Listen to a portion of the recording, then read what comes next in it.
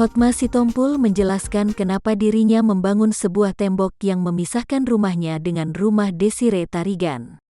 Ia membangun tembok itu lantaran kesal dengan perilaku istrinya yang membawa pergi seluruh barang mewah di rumah mereka.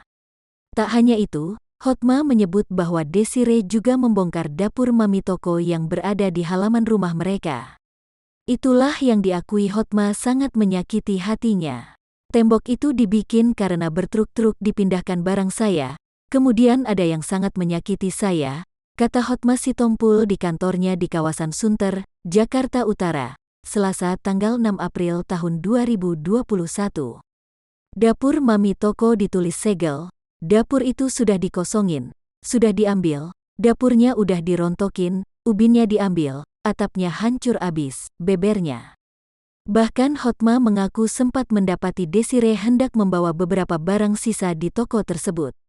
Ia pun meminta agar jangan menyebar fitnah pada dirinya, seolah tidak diizinkan memasak di toko tersebut.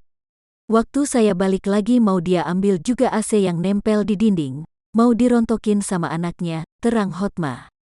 Akhirnya saya tulis tidak boleh masuk. Jangan bikin fitnah nggak bisa masak di Mami Toko, jelasnya.